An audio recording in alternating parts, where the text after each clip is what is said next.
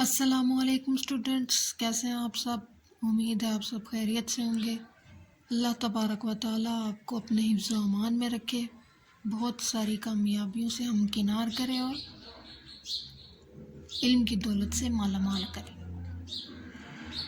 आज हम एक्सरसाइज 1.3 का क्वेश्चन नंबर 6 और 7 कंप्लीट करेंगे। आज का लेसन जो है हम स्टार्ट करते हैं। क्वेश्चन नंबर 6 जो है आपको दिया हुआ बुक में वो है if a is equal to 1 -2 3 and 4 and b is equal to 0 7 -3 and 8। Part 1 ने दिया है 3a - 2b और पार्ट 2 में है 2a, इसके बाद छोटा सा t है, देन फिर -3b एंड t। इसको हम बाद में डिस्कस करते हैं, पहले पार्ट 1 कर लेते हैं। क्वेश्चन नंबर 5 में आपने जैसे एडिशन सब्ट्रैक्शन की है सिंपल, ये भी वैसे ही पार्ट है।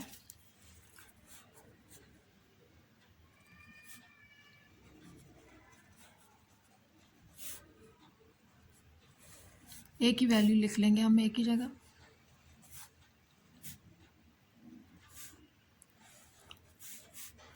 ये माइनस आ गया, इसके बाद है 2 और b की वैल्यू 0 7 -3 एंड 8।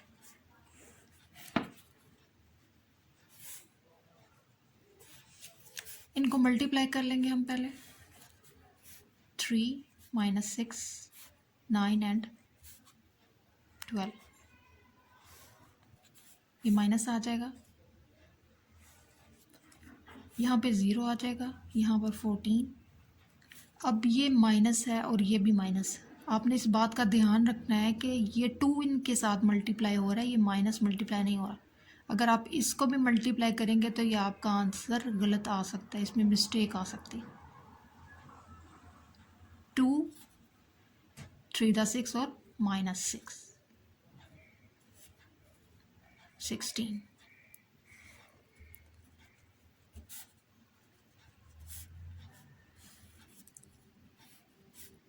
सिंपली हम जैसे हमने क्वेश्चन नंबर 5 में किया, -6 एंड 14 -6 माइनस एंड ये 14 9 माइनस एंड ये वाला माइनस 12 माइनस 16। अब यहाँ पे 3 आ जाएगा, ये 2 माइनस है तो minus minus plus and sign minus, तो यहाँ पे आ जाएगा 20। अब ये माइनस माइनस हो जाएगा प्लस, और 6 और 9 15, ये -16 के साथ है तो माइनस और 4। ये आपका पार्ट 1 का आंसर है।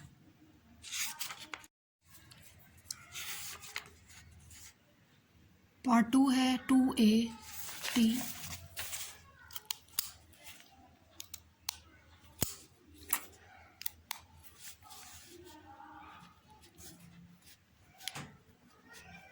-3b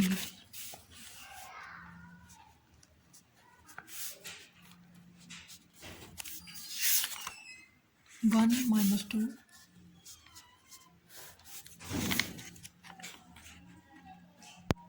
3 और 4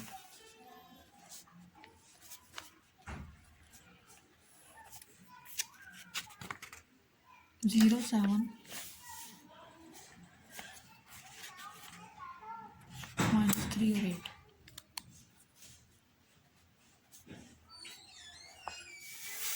सबसे पहले आप ये समझ लें कि ये t जो है इसको क्या कहते हैं। ये t जो है ये डिनोट करता है ट्रांसपोज को। तो ट्रांसपोज क्या होता है, जब हम कोई किसी भी मैट्रिक्स की रो को कॉलम में चेंज कर दें और कॉलम्स को रो में चेंज कर दें तो वो हमारे पास ट्रांसपोज ऑफ दैट मैट्रिक कहलाएगा। चलिए एक करके देखते हैं। ये हमारे पास हॉरिजॉन्टल है, इसको हम वर्टिकल में लिख देंगे। ये हॉरिजॉन्टल है, इसको हम वर्टिकल में लिख देंगे। If we change the rows of any matrix into column, then it is said to be a transpose of that matrix. ये रो है, इसको वर्टिकल में लिख देंगे, ये रो है, इसको वर्टिकल में लिख देंगे।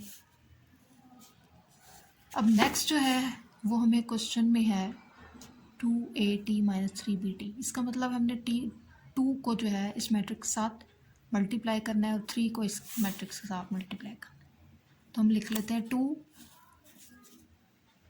ये मैट्रिक 1 3 -2 4, देन माइनस क्वेश्चन में 3 आ गया, 3 के बाद ये मैट्रिक्स 0 -3 7 और 8, इसको हम मल्टीप्लाई कर लेंगे। 2 6 4 8 0। अब ये माइनस है और ये माइनस है, ये क्वेश्चन का माइनस है, ये 3 सिर्फ इस होल मैट्रिक्स के साथ मल्टीप्लाई हो रहा है। आपने ये माइनस मल्टीप्लाई नहीं करना, ये आपकी मिस्टेक हो जाएगी। ये वाला माइनस यहाँ पे हम लिखें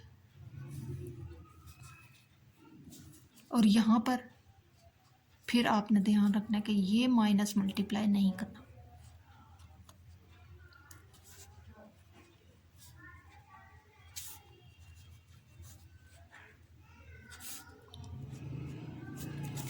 अब इसको हम सिंपली माइनस कर देंगे। पहले हमारे पास 2 और 0, फिर है हमारे पास 6 माइनस और माइनस, 2 माइनस है, एक ये माइनस है, एक ये माइनस। देन है हमारे पास माइनस और ये माइनस,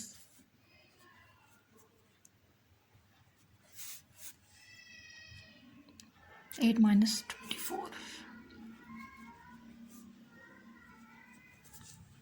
अब यहाँ पर 2 आ जाएगा, माइनस माइनस प्लस 9 और 6 15। अब ये भी माइनस है और ये भी माइनस है, माइनस, ये माइनस जो था हमारे पास ये फार्मूले का माइनस है। 6 के साथ यहाँ पर हमारे पास प्लस है, दैट्स वाई यहाँ पर पॉजिटिव साइन आ रहा है। अब ये 4 के साथ माइनस है और 21 के साथ भी माइनस, तब ये हमने माइनस माइनस माइनस का निशान लगाया और यहाँ पर हमारे पास आएगा 25। ये होगा ऐड, लेकिन साइन माइनस का आएगा। अब यहाँ पे 24 है, 24 8 से बड़ा है, तो जो बड़े नंबर के साथ साइन आता है वही आपके आंसर में साइन आता है।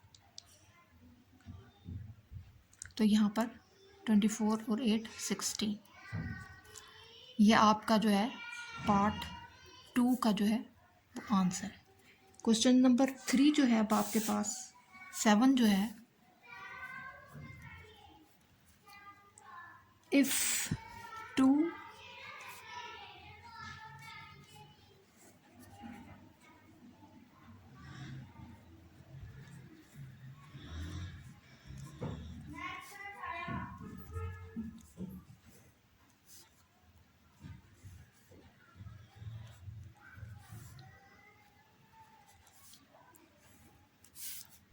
हमने इसमें ए और बी की वैल्यू जो है वो फाइंड आउट करनी है। अब इक्वल मैट्रिक्स की डेफिनेशन जो हमने पढ़ी थी उसमें ये था कि दो मैट्रिक्स आपस में तब इक्वल होंगे जब उनकी कॉरस्पॉन्डिंग एंट्रीज सेम होंगी। तो ये मैट्रिक्स इस मैट्रिक्स के इक्वल है। पहले हम इसको सॉल्व कर लेते हैं।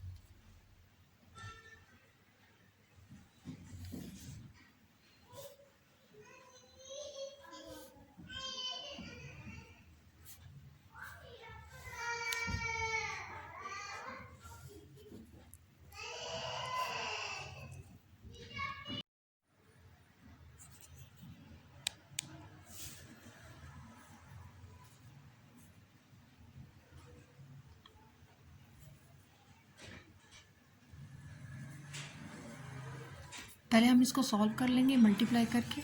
यहाँ पर आ जाएगा 4, यहाँ पर 8, यहाँ पर 6 और यहाँ पर minus plus as it is आ जाएगा।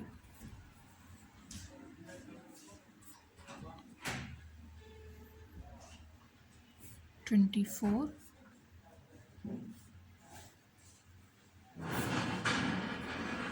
इनको हम ऐड कर लेते हैं। ये कॉरस्पॉन्डिंग एंट्रीज में 4 + 3 8 + 3b -6 + 24 2a + 12।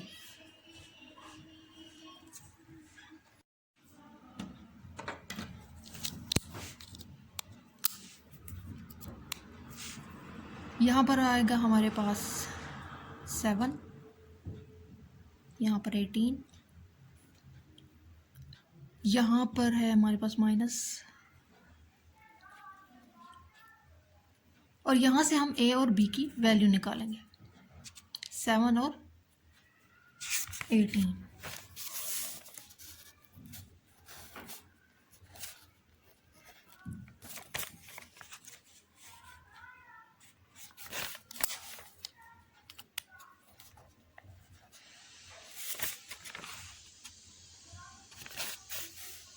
Three b 2a - 12।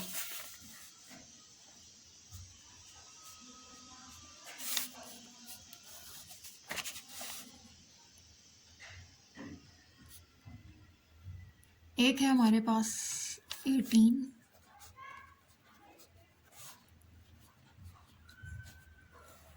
और दूसरा जिसको हमने इक्वल कंसीडर किया था अकॉर्डिंग टू डेफिनेशन, वो मैट्रिक्स है हमारे पास 7 10 18 और 1।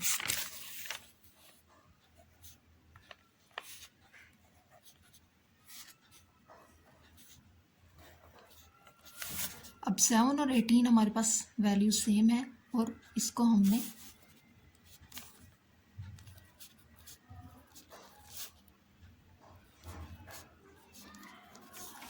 अब ये कॉरस्पॉन्डिंग एंट्रीज जो है वो आपस में इक्वल होती हैं according to definition of equal matrix.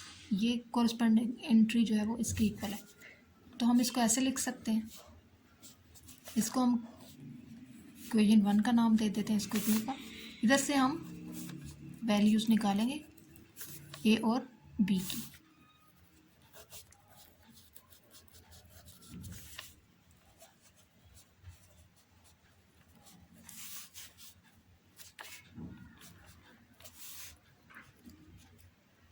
Three B 10 है हमारे पास, तो ये 8 जब यहाँ पर आएगा तो उसका साइन चेंज होगा। ये आ गया हमारे पास 2, यहाँ पर मल्टीप्लाई हो रहा है, यहाँ पर डिवाइड, यहाँ पर ये हमारे पास आ गई बी की वैल्यू।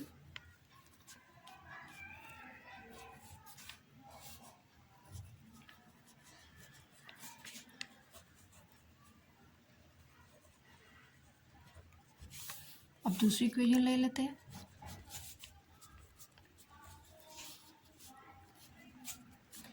यहाँ पर माइनस है तो हम दूसरी तरफ इसको लेकर जाएंगे इक्वल के, तो ये प्लस हो जाएगा 13। यहाँ पे मल्टीप्लाई हो रहा है, यहाँ पर डिवाइड।